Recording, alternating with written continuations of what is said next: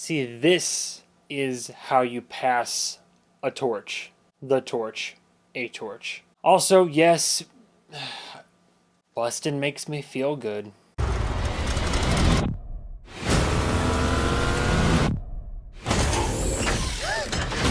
has a gunner seat?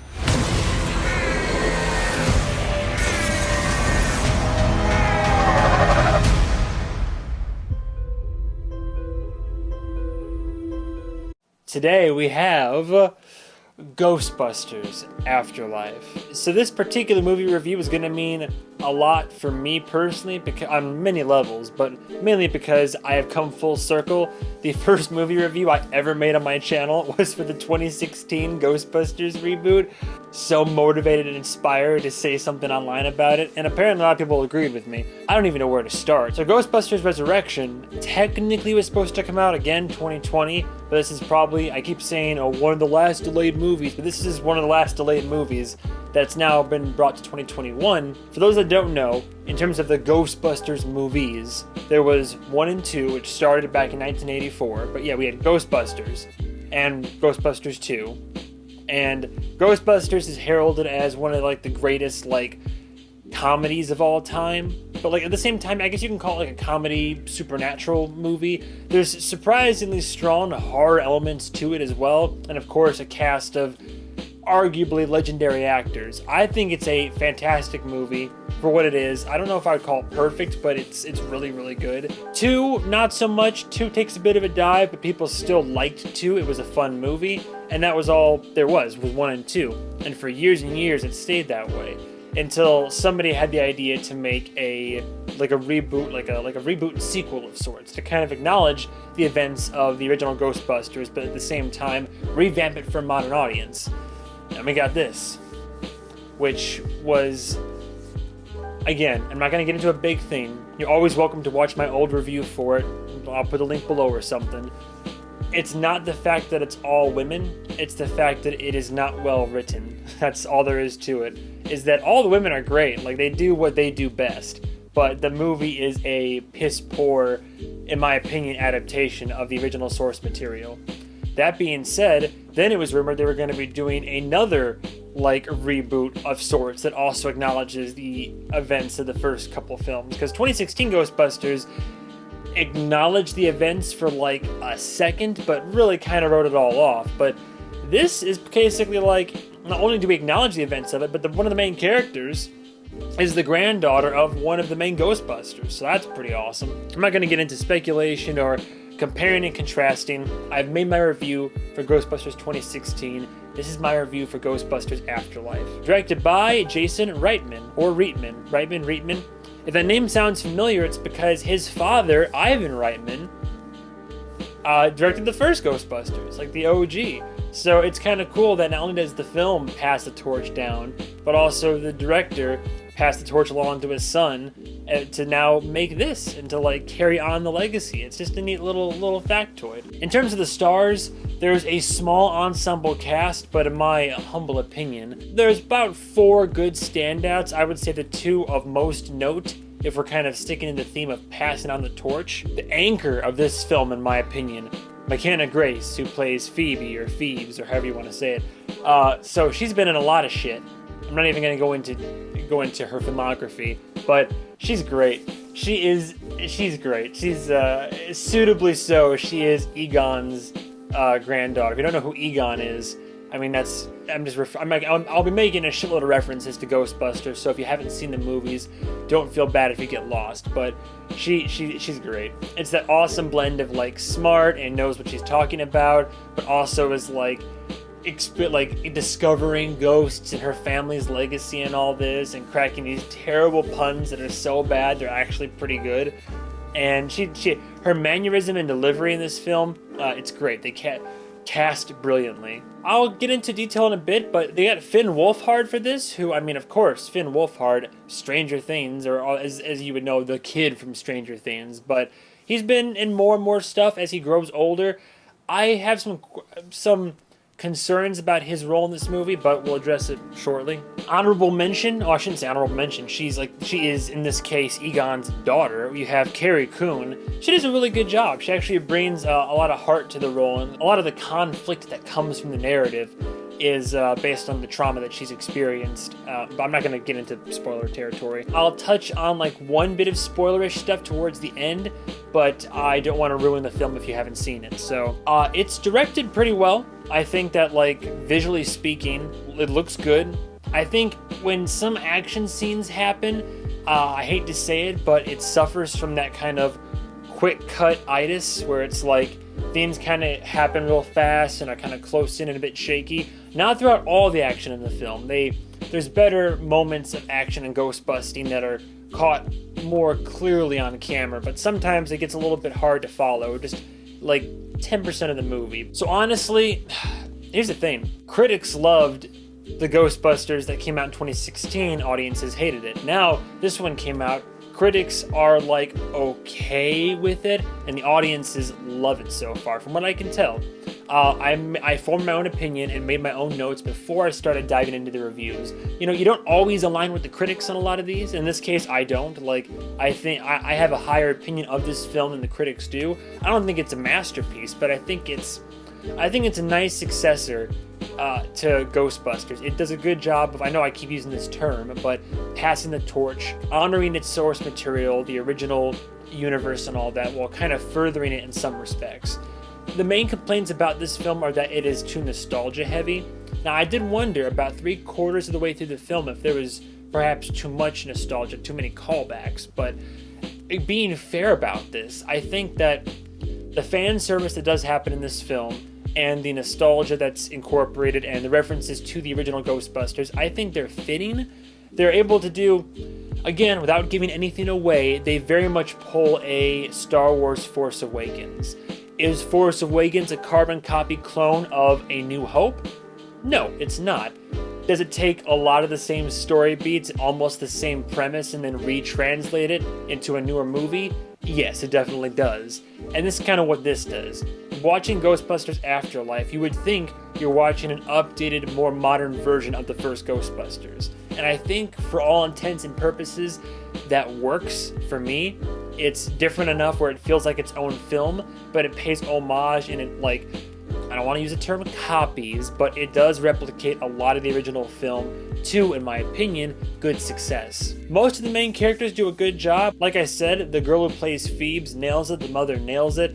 I was very impressed to see that even though this film has Paul Rudd, and Paul Rudd's great, he doesn't ham it up. Because normally you would inject like certain stars into a film, in this case Paul Rudd, literally voted this year as the sexiest man alive, and you would think he would steal a good portion of the film, but no, like he surprisingly is kind of just a character who's not a main character, but who helps to service the plot, is there for valid reason, and just does well with what he's given, and just kind of complements the scenes he's in. He doesn't steal them. He gets his own scene here and there, but it was interesting to see like restraint showed on the filmmaker's part. Finn Wolfhard is the only one who has me scratching my head, because I thought his delivery of a lot of lines was like weirdly flat.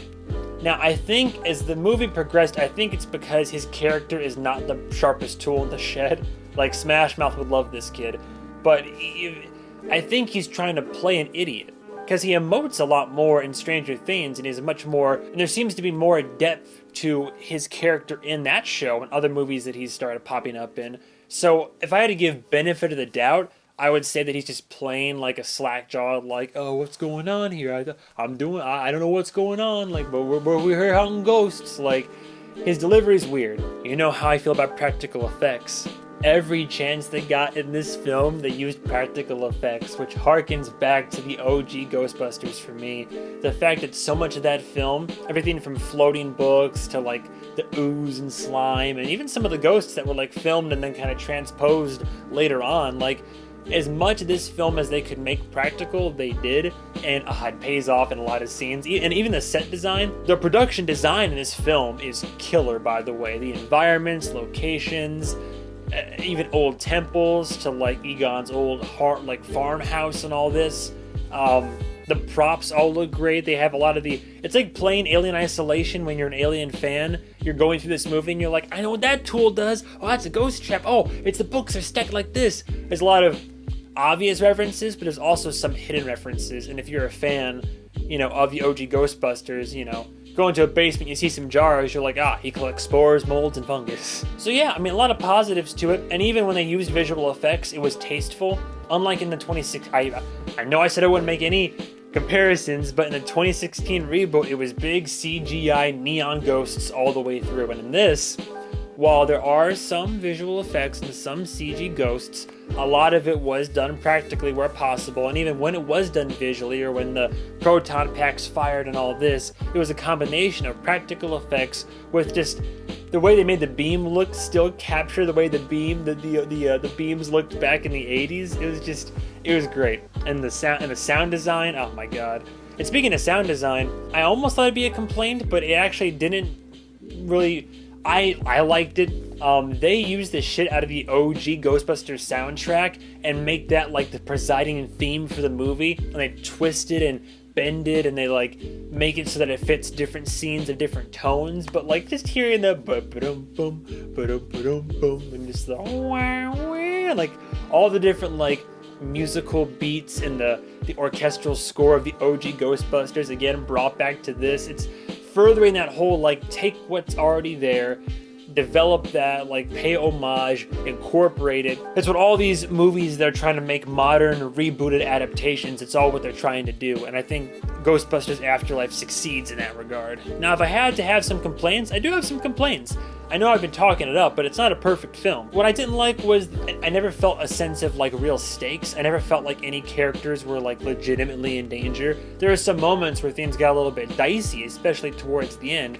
But in the first Ghostbusters, it seemed like people were gonna, like anybody could have died, or it just, I don't know, it just seemed like there was a lot at stake, as there is in this movie, but it just seemed like there was more at stake, In addition, there were a couple characters, including Paul Rudd's, that I thought could have used some more development, and even one or two characters that were only featured for like a scene or two that I thought could have used more screen time and also could have contributed more to the plot.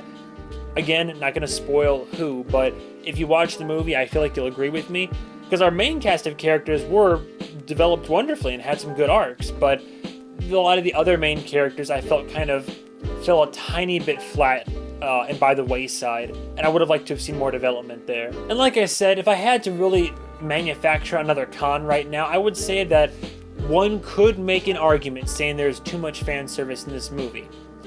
I was worried like 3/4 of the way through, but I think I'd have to disagree. I think that it was the right amount. I think it was a good balance for what it was, and I think it leaves it open to make another one in the future if they wanted to. I just think it does a good job of like using assets from the first movie to expand upon them, reuse them, but also like revitalize them for the film. Overall, my bottom line opinion is this: I really enjoyed Ghostbusters Afterlife. Did I love it? No, but I loved many parts of it. I loved a lot of the film. I could feel myself as I'm watching the film. I'm just smiling. I'm just reliving my childhood of seeing the first one and loving it, and just big shit-eating grin whenever like there's references or callbacks or moments that are like, oh, this is just like in the original, and like these kids just like trying to figure out the whole ghost business. I will say, another con, if I had to pick one out, I wish there was more ghost busting. I wish there were more ghosts to be busted. There's only a couple instances of busting ghosts, but I mean, for the sake of the plot and the story that was being told in this, contextually, I get it. And all the references to the first movie and all the fan service and nostalgia and all that, I think that like 80% of it, if not more, is diegetic to this narrative. It makes sense and it's contextual. I very much enjoyed Ghostbusters Afterlife. I saw it on IMAX. I don't know if you have to see it in IMAX, but I would say go see it in theaters and support it if you're a Ghostbusters fan. I think you'll enjoy it a lot more than what happened a few years back. So for that reason, and maybe I'm being a bit generous, I'll admit I'm biased because I do love Ghostbusters. Maybe I'm being biased, but I would give Ghostbusters Afterlife a low 4 out of 5. A low 4 out of 5. Like, I thought maybe high 3, but I was like, no, high 3 is kind of an insult based on how much I did enjoy the film. So low 4 out of 5. I hope they do make another one in the same kind of style. I think it works well for what it is. A lot of the concerns I had going into it, like, are they going to overuse the little Stay Puft Minis? Is it going to be too hokey? Is it going to be bad? A lot of my fears were kind of, once I got out of the movie, I was like, wow, they didn't do any of that. The little mini guys weren't overused like Minions or whatever. They were done well. It was good homage paid to the original. There was a solid story here, characters that I cared about, and I was thoroughly entertained. I laughed so much at this movie. I honestly laughed out loud a lot in this movie. So comedically speaking, it was good. Horror elements are there. Wish the horror elements were a bit stronger and spookier, but again, for what it is, I like it. Now, a quick little spoiler talk here. If you don't want to be spoiled, end the video here. Thank you for watching. So, without getting too deep into the plot of the film, I do like how there are connections between the original Ghostbusters and this mining town they're in now. I like the connections there. There's continuity.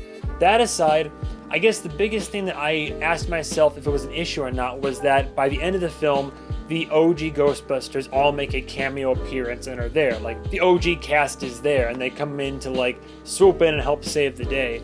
Now, the question can be made, was this too much? Was this, too much fan service? Was it just, getting your dad's old coat out of the closet, shaking the dust off, and trying to wear it again?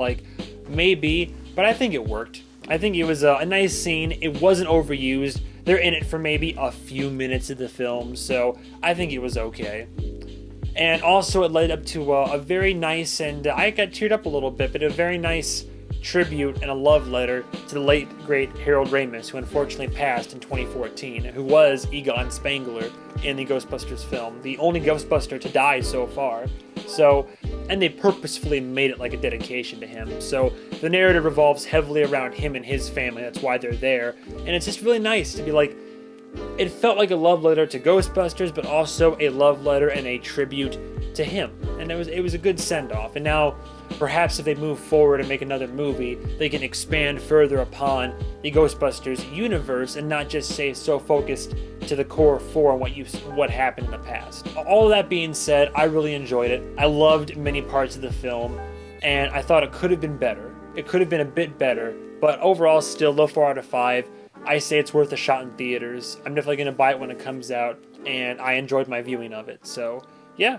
As always, thank you guys and gals so much for watching, and stay tuned for the next movie review that I do. Goodbye, travelers.